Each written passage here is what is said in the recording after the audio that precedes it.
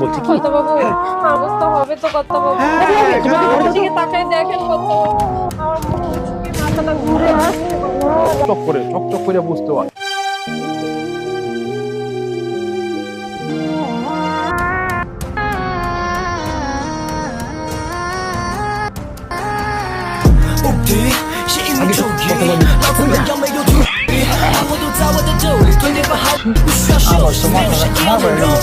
আমার কি কোনো কম করি নেই, তুই আমার কম বেশ খাওয়াইছিস, আমি তোর সেটার লাগে ধন্যবাদ দিই।